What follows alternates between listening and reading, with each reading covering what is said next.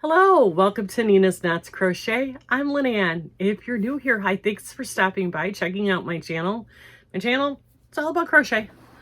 A little bit about knitting, a lot about yarn, and my journey through this fantastic yarny community. Returning subscribers, hi, thanks so much for coming back and checking out what's going on this Friday. I've got some happy mail. If you saw my video yesterday, I have some yarn that I dyed. It turned out okay, but it was a fail. It was a weird experiment. And just some general chit chat. First things first, let's address the elephant in the room. I have been giving out the wrong measurements for Bogey Creek blankets. Check with Nancy, Lynette, and Billy. I will link them each below, and they will give you the correct measurements. I didn't write it down, so I don't have it in here with me, but I will double check and I will put it in my description box from here on out. So last time I'm going to mention the measurements. Just do the blankets because they really go to a great cause. And even if they aren't the specific measurements, they find a use for them, people. So it's okay. So yeah, double check the measurements with Nancy, Lynette, or Billy. I'll list it below in my description box. Second bit of news. I mentioned that I have been selected to do a test pattern. I am so excited and thrilled with it. And I am enjoying the process, except for one thing. She's asking us to hold 2 number 4 weight yarns together. And I picked the cotton funnel cakes, and I knew it was going to be thick. The pattern is using half double crochets and some front post, back post work. And it's okay. I don't mind I love doing front post, back post work. I love the texture it creates. But holding 2 number 4 cottons together with a number 8 hook, and my hands are killing me. I have rheumatoid arthritis and osteoarthritis on top of my lupus. Most people who have autoimmune disease usually have overlapping ones. Mine is lupus and RA. My son affectionately calls it rupus. So anyway, using a number 8 with that really thick, heavy yarn, my hands, they're just not happy today. So yesterday I didn't get any crocheting done, nothing. But I spent a lot of time on Instagram and on Ravelry and on Facebook checking out some patterns because I am going to be part of a make-along come May 1st. I'm really kind of excited about it. It's me and another YouTuber who are going to do this make-along. I'll let you know more about it closer to May 1st.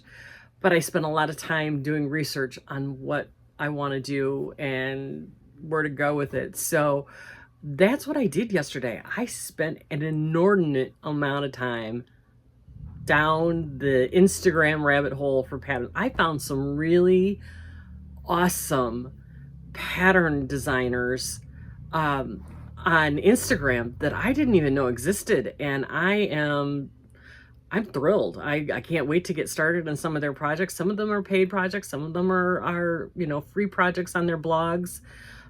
It's really, I've had a lot of fun yesterday. I was outside most of the time, but when I was inside, spending time checking out some new to me pattern designers. I'm sure that there's others out there that, oh, I've heard of her, I know them. Sure, it's new to me. When I first started, my 2 go-tos were Mikey at the Crochet Crowd and Crystal at Bag O' Day. That is who I went to for any pattern, any tutorial. That's where I was. And I love them still to this day. I always gravitate towards Crystal shawls. She has some gorgeous shawls. And I don't, there's something about Mike. It's just, he was like my go-to. It was like he was the one that got through to me the best when I was the very first beginning crocheter, learning that the fact that there is the tutorials out there on YouTube. So between those two, they were my go-to. Now, yeah, I'm all over the place. I see everybody, and I learn something from everybody and off of everybody's channel. And I'm so grateful that I found this really cool community. So anyway, speaking of really cool community, that's that for a segue. Look, I'm almost professional. So I told you last week, I think it was, that I found this Facebook page. Well, there's two of them, but the one that I'm like addicted to is called The Real Yarn Destash Yarn, or The Real Yarn Destash. And it's people selling their yarn. They may have one or two skeins of something, or they may have, I saw one lady, she had 65 skeins of woolies that she was selling as a lot. A lot of hand-dyed yarns sold at a discount. And it's a great way if you want to try a certain brand, if you want to try a certain weight, to not have to pay full price for them.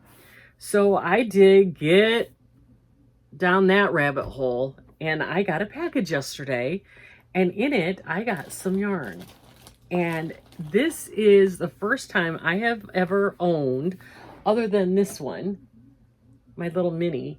I've never owned minis. And this came up on sale, super inexpensive. Full Moon Fibers. They are based in Ontario, Canada, and they have a website if you're interested.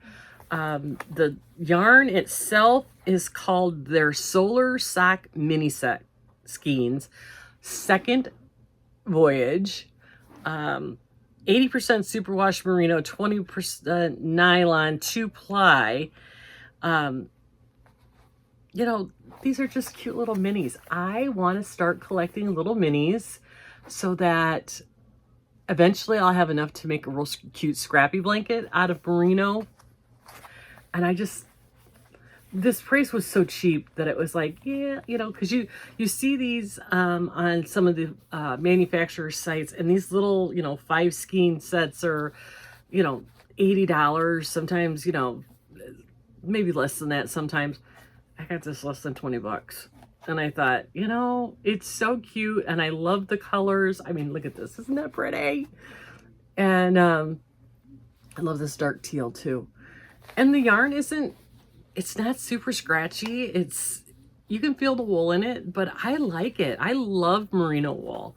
So this is going to be the beginning of a collection of mini skeins that I want to do, so that eventually I have enough to make a scrappy blanket just out of random mini skeins. So that was purchase number 1. And then she had this. And you guys, I'm not really much of a sparkle person. I don't really buy a lot of sparkle yarn. I know everybody loves it. I've got some Shaw on the Ball that's got sparkles in it that I have just been giving away. First of all, I don't like the feel of that stellina in there. I know you can't feel it when the fabric is done, but when I'm crocheting with it, I can feel it, and I don't like it.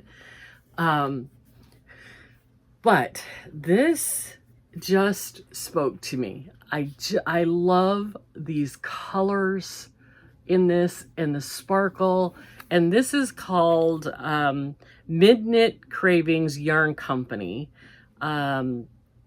This is called Sugar, Silver Gold, whatever that means.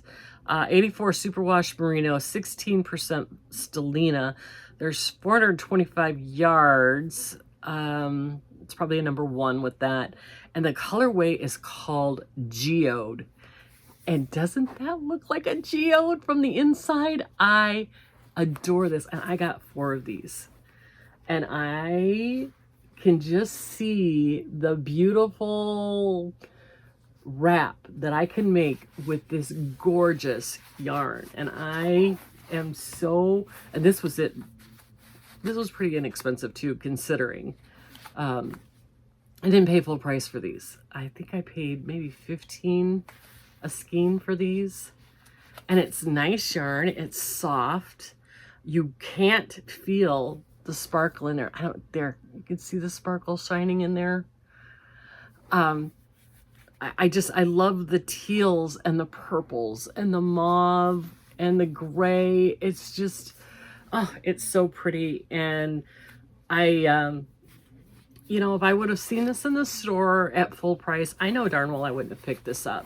But when you can buy it off of Facebook and no smell to it, I purchased this on, I think, Saturday night, and I had it yesterday, and it shipped from Connecticut. Fast through PayPal, so you're protected by PayPal. I got sucked in the rabbit hole, and I'm like, oh, there's more. I want to go back and get some more. And not only that, but if you're, say, in the middle of a project and you realize your skein is too short, they allow you to put in search of. You can put in search of, you know, one hank of Built Cravings and Geode. And if somebody has it, you can work out a deal. You can either do a flat out swap, you can, you know, buy it, whatever. That's the beauty of the yarn community, is that you can work it out. So that's my happy mail. And I'm so thrilled. I cannot wait to work with this. I love these colors.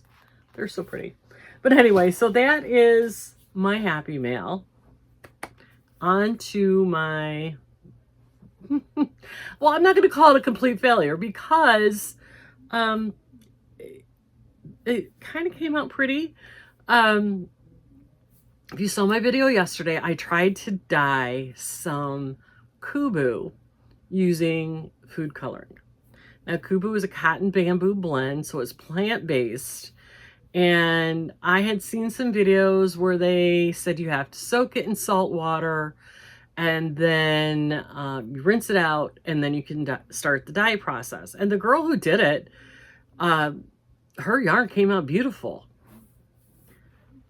Mine didn't, well, it came out okay, but it didn't come out how I expected it. I have since had some feedback from a bunch of people. I have done some more research. I am going to do some more cotton bamboo yarn, because I love that fiber, but I'm going to do it differently. So, but in the meantime, I'm going to stick with, for food coloring dyeing anyway, I'm going to stick with wool and wool blends, because they take the food coloring dye better. But anyway, so this is what I came up with. Now, if you saw my video, this is the one, this darker one is the one that I started out with stripes. And yeah, it all came out one color. And it's very Pepto-Bismol pink. And I used purple dye. And this is the one that I put in and just let sit. And this is more of a pastel-y pink. But I think if I put these together, it will make something pretty. I'm thinking a top for my granddaughter, because it's cotton bamboo. It'll be a cute summer t-shirt or something. So as much as it was a color fail, it was a learning experience. I want to do this some more. I really love the process. I don't know that I'll ever get into like acid dyeing and all that. That just seems like too much, but I'm having fun doing this. And so yeah, it wasn't a complete success. It was I had fun, and I got some really pretty pink yarn out of it, even though I didn't use pink. But yeah, it's okay. It was a fun afternoon, and I I'll use this. I'll definitely use this for something. So that was my, it worked, but not how I planned it. But it looks pretty. I think it'll look cute in the top for Charlotte. So that's it, guys. That's my Friday vlog. Now, who knows what this weekend is going to bring. I heard it's either going to be really hot or it's going to be cold and rainy. You never know in Florida. So depending on the weather, depends on what's going to get done. If it's going to be hot, I'm going to be outside. If it's going to be, you know, cold and rainy, I'll be inside crocheting. Who knows? So I hope you all have a great weekend. Get some time in for yourself. Get some time in to work on your craft. Enjoy some family and friend time. But above all, be kind to everyone. See you on Monday.